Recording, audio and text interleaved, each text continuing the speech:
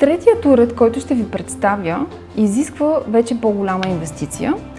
Това са микрочастотни токове. Микрочастотните токове са известни най-вече в физиотерапията, но както и другите процедури, и тук те вече последните години намират много широко приложение в козметичната практика.